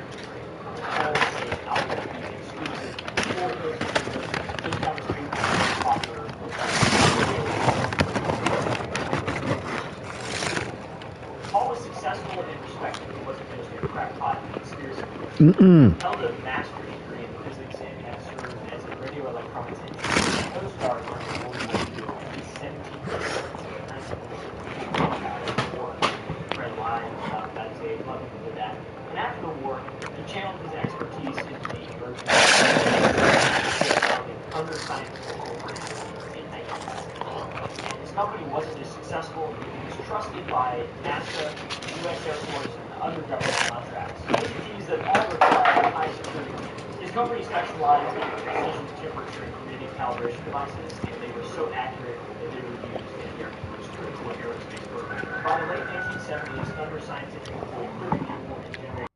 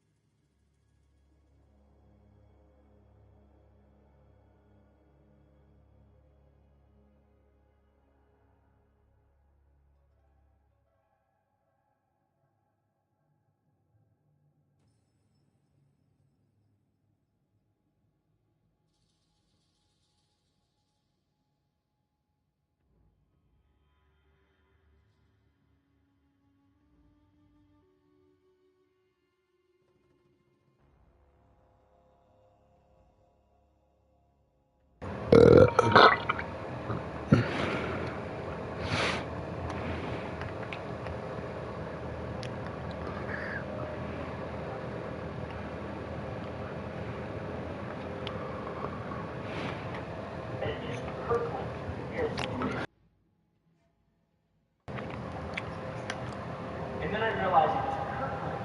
I had dyslexia, so I can't read very well. And this son bitch was on top of the Manzano underground bunkers, getting enough nuclear firepower to, in the world, Paul Benevitz had built his American dream in the shadow of America's most dangerous secrets. And in 1979, his curiosity would transform his comfortable life into a nightmare that nobody could have ever predicted. And somehow, I'm sure there's a movie about this. There has to be. This is a story that is so crazy that it needs to be talked about more. It should be talked about in schools. It probably should. I was homeschooled. I can't, I guess. Sometimes I'll say that in video and someone will comment. Yeah, I know. Not enjoying this video. Through his curiosity and from his second story deck, Paul documented something that would consume his life, destroy his family, and ultimately reveal a truth even more terrifying than an alien invasion. Chapter 2. Beginning in July of 1979, Paul detected unusual electromagnetic signals from his custom-built radio receivers that were calibrated specifically to the 200 Hz frequency range.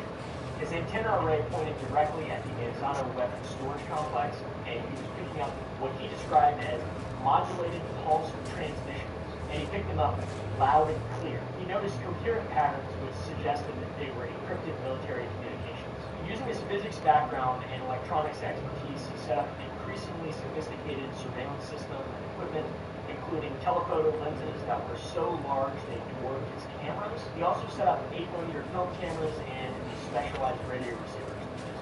And by September of 1979, he had begun systemic 24-hour monitoring and documentation of both visual and electromagnetic phenomena around Kirkland Air Force Base and Manzano weapons complex. This is a bad idea. Winter of 1979 marked a turning point for Paul Benevitz. His wife Cindy reported being awakened before dawn by their barking dog and hearing a high-pitched buzzing sound in and around their house, which is unusual. Kind of the first thing. By that time, Paul's nightly observations had become systematic. First, he would focus on the Manzano test range, then Coyote Canyon, and nuclear storage areas. He began compiling what would eventually become hundreds of photographs over 2,600 feet of 8mm film documenting the phenomena he was witnessing. The objects and incidents he was documenting displayed extraordinary capabilities. Things would disappear and reappear miles away in seconds. UFOs, UAPs, whatever you want to call them, they exhibited multicolored lights that floated and swooped about over the most sensitive areas of Kirkland AFP. They would appear as glowing dots over a period of minutes and then suddenly flash brilliantly before taking off to fly around mountains, glowing up to evade radar. So that's scary to a goober like me or maybe a goober like you. But for a man with a background like Benevitz, what he's describing has to be pretty interesting. Being a guy who was in a war and an actual professional science man who also looked like this. Badass. Check that bit out. Oh my God. If he cares about this stuff, it's not as easily to just dismiss it as some nonsense. You think he would know if it's conventional aircraft or natural phenomenon. So now he's a UFO enthusiast, okay? But the technical sophistication of Paul Benevitz's approach absolutely, unequivocally set him apart from typical UFO enthusiasts. Right next to a government base, and he's looking, not with binoculars or really good prescription glasses, but sophisticated Nikola Tesla stuff. The point is, Paul is not just idly speculating. We're dead to done! Mr. Sheriff! He's applying rigorous scientific methodology to extraordinary observations that he's making and documenting, all using professional grade equipment deployed, professional grade equipment deployed by a trained physicist. So, take that as you will. Plus, as a defense contractor with legitimate access to Kirkland AFB, Benevitz understood the significance of what he was witnessing. He He was witnessing objects with impossible capabilities hovering over America's nuclear arsenal, which represents either an extraordinary threat or evidence of technology well beyond what is publicly known for it.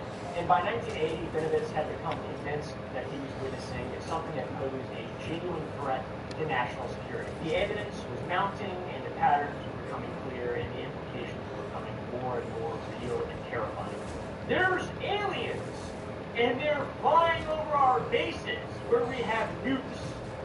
That seemed to be what his main fears were. Then we fast forward to August 9th of 1980, and his concerns seemed to be validated. Just after midnight, he witnessed yet again something extraordinary happening at the Manzano weapons store. My favorite daytime brunch here. 3 Kirtland security guards, along with a Sandia Lab security patrol, witnessed a bright light descend and hover near a nuclear bunker containing HQ Sierra 44 material, which is military code for nukes. And when one guard approached with a shotgun, his radio failed mysteriously and ceased to function. Wizards and magic in the sky. The object was described as round and disc-shaped, and it hovered just a few feet off the ground before it shot straight up.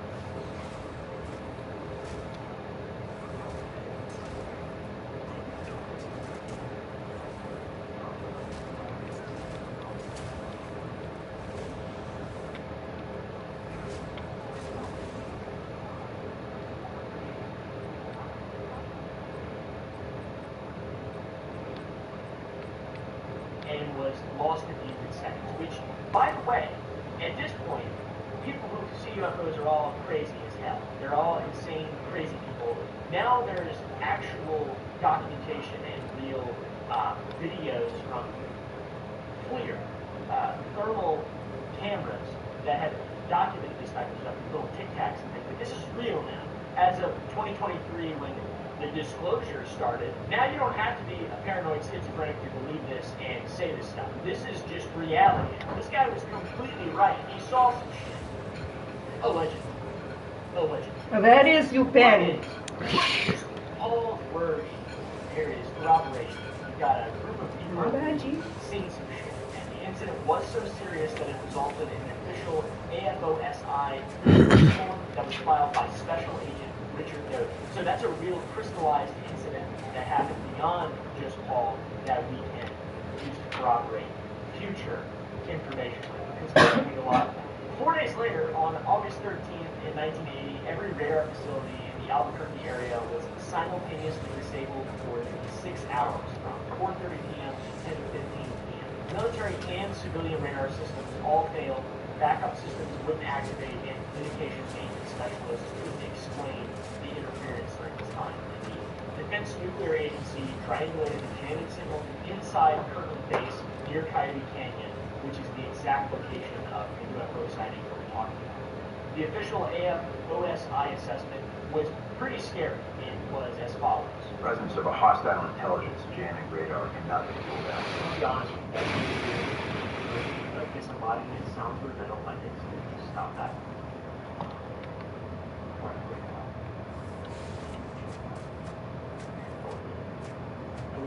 Then a little while later, on October 24th, 1980, Paul made a decision that would unfortunately seal his fate. He formally contacted Kirtland Air Force Base to report what he considered a real threat against Manzano weapons storage area by UFOs. You'd think he should have done that, for sure. You'd be like, we gotta tell them, they're getting attacked by aliens and stuff. There's like a Tic Tac flying around, fucking, it doesn't even taste good. stuff. It's just scary. It's just scary tic-tac. But no, this was bad. This was the beginning of the end for Paul, unfortunately. Paul's initial contact with Kirtland AFB was Major Ernest E. Edwards, a.k.a. Dr. Fudd. And the Major referred him to the AFOSI, or Air Force Office of Special Investigations Agent Richard Brody, that we just mentioned. This referral was a pretty consequential moment in the life of Paul Benitez. He didn't know at the time. He figured I should probably tell them, and honestly, he's right, but he's not right. He shouldn't have done that. Chapter 3, The Rabbit Hole. Why does your voice sound so cool? Before we move further in the story, we have to take a bit of a step back. There was a seemingly unrelated event that would, in fact, completely convert Paul Benitez from a concerned observer of mysterious phenomena to a true believer that the end times are nigh and aliens are thine propagating it.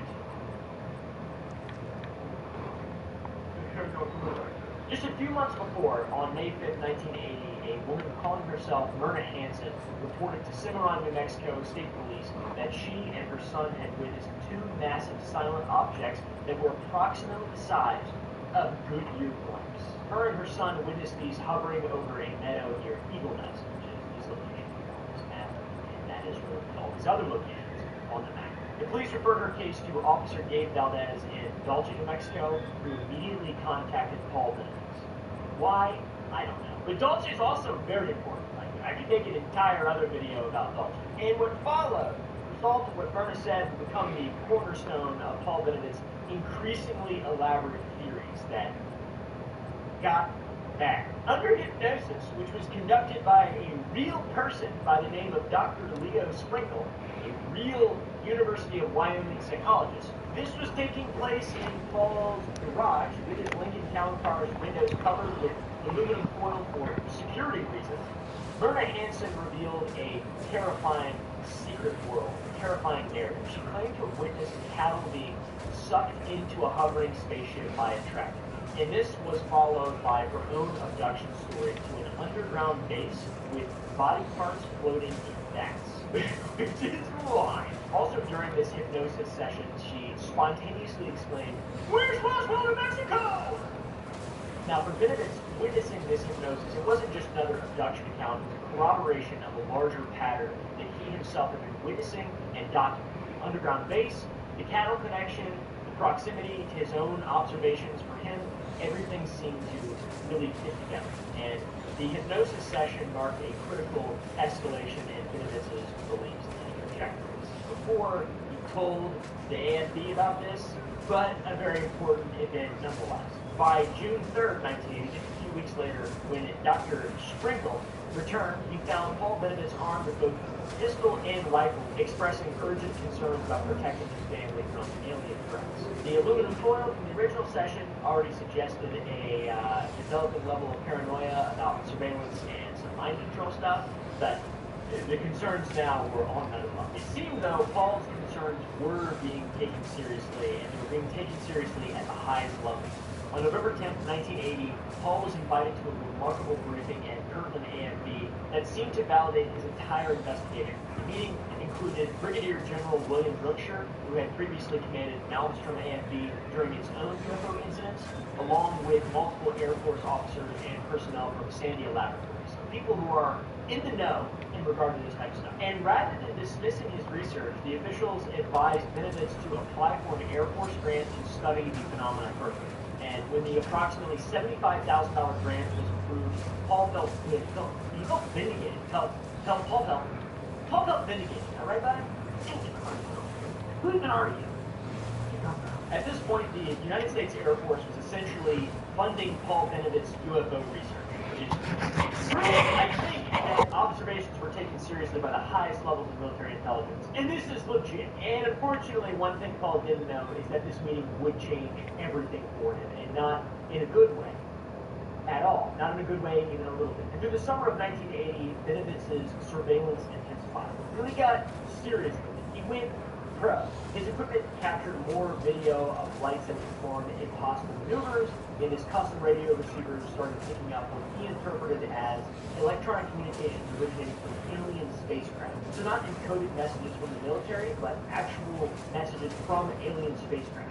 And by 1981, he had written a computer program that he claimed could translate these alien transmissions and produce streams of text, including messages like, "They cannot tell military of the U.S. making humanoid," and also other classic messages like, "The number of our crashed officers today, dead boy." Technical veneer, the methodology, the science, the physics, the official rapport, the professionalism from Paul gave these investigations credibility that a pure speculative troglodyte like myself would have lacked. Alright, Paul, smart. Paul also documented everything meticulously, and by 1983 he could reference thousands of feet of film, hundreds of photographs, and extensive recordings of all kinds of different phenomena. And his approach to the phenomena was the physicist's approach. He was tempted to apply rigorous methodology to extraordinary outcomes. Get off of Path of Exile. Very strange in the next chapter. You said 20 minutes. I know, I thought Tanya was being a Marvel. That's what you get for thoughting. Well, actually, I thought it was Friday, but I thought to figure out because it's all pretty much Thursday. There's a lot of different And then she also called me. She's like, "Oh, Fredo, my car just turned off on me." Like, what? I don't know. They just don't want to turn on no more. I got an appointment with the doctor. So I had to pull up to the doctor's office, walk in, get her key, go back outside, jump her car, and as soon as I turned her car on, she's like, "Okay, no, they're calling me back, I need my keys." I was like, dude. It supposedly located this base through radio signal triangulation and claimed to possess high-resolution visual Has she tried turning it off and on? color infrared photos that show the base in total. So yeah, that's a good. I also had to give her a jump real quick. I should have left her with my cable. How? Do you guys have any ideas? No. Who even argued? Where'd you come from? What's this little guy's name? They said his name was Harry Peter. I've never been to McDonald's.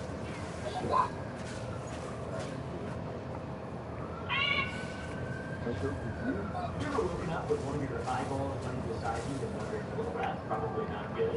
I haven't, but some people probably have. If you have, you ever heard of Ben 10?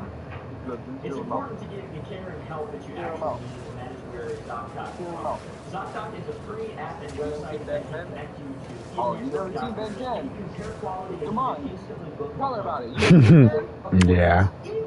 Everybody's seen Ben 10. You seen Ben 10? No. Missing out. You're late to the party, pal. Where have you been? It's like you didn't exist or something.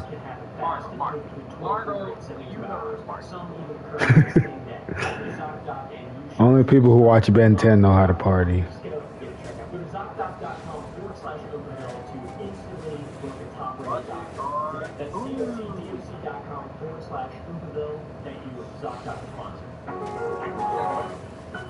And this military base, as it's come to be known in UFO folklore, has been described as a 7-story underground structure beneath Archuleta Mesa, which is operated jointly by aliens and the United States government personnel. Pretty cool. Sounds cool to me. And according to Benedict's theories, this facility was the site of genetic experiments creating human-alien hybrids with the vats of body parts that Izzy Hansen had described under hypnosis, serving as evidence of these horrific. That woman from a little while ago, she described events in ultimate, and they appear to make a human hybrid with it. What heck? So Benedict's theories now expand to encompass a complete narrative of alien-human collaboration, alien-human government collaboration. It also includes my favorite part of UFO folklore, the adultery. Don't they have a chicken nugget Happy Meal? Yeah, but I got her big lore. All amongst many other people believe that the U.S. military had made no mustard, because it has ketchup on it. We are burgers plain, thank you.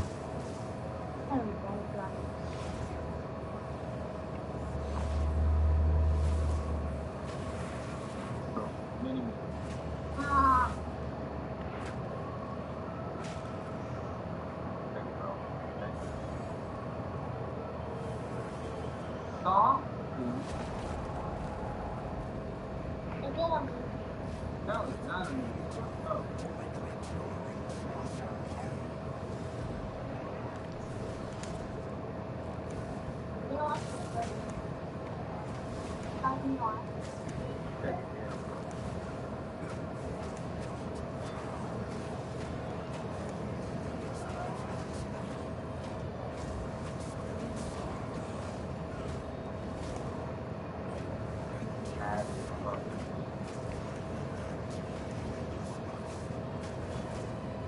So, sort of gist of it is they traded Indian reservation land and cattle access for advanced alien technology. You have cattle mutilation and you have the government flying around tic-tac. And they established a base alongside the alienoid creatures, like our boy, the relic phenomenon, and they're testing stuff out in the desert, up in the... But according to Paul's research, this all ended in total disaster.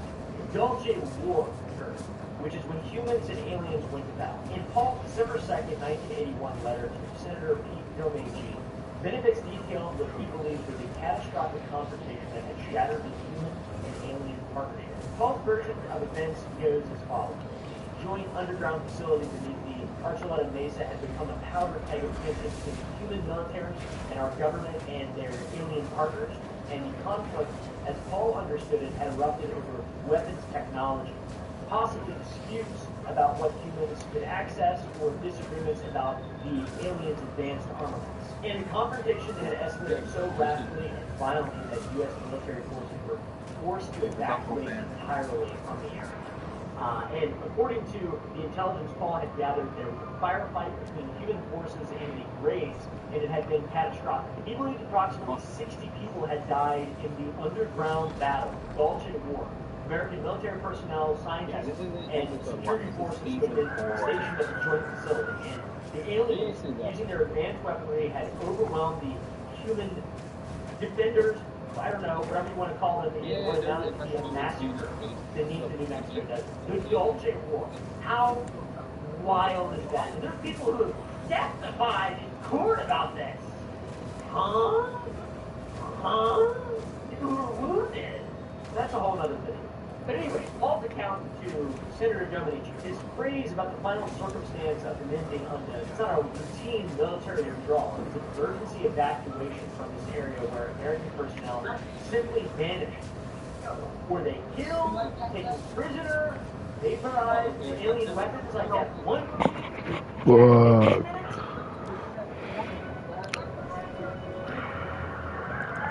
Paul claimed to have evidence, but he couldn't get anyone in a position of authority to listen to him. And the aftermath, according to his research, was even more ominous. While the military had fled, the aliens remained and continued their operations from the underground complex without human oversight or control. So the very facility that had been established as a joint venture between humans and aliens was now just aliens jerking it down there, dude. Like, my boy is here as shit. Why?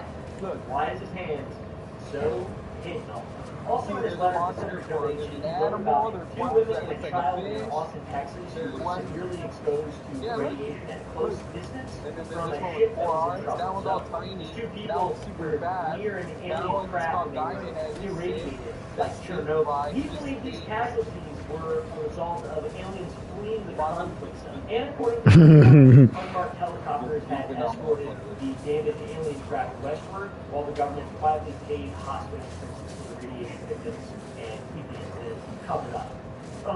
Another thing that our boy Paul was deeply concerned with is the fact that the president had not been totally advised of the situation. As he was saying, if his research was correct, alien forces were operating uncontrolled on American territory, and former military personnel were missing or dead, and the commander-in-chief had no idea. I think the commander-in-chief that time didn't have an idea. Mom would try me and Marna for summer school when that shit would come up, so we would just hide them sometimes. So yeah, the Dolce War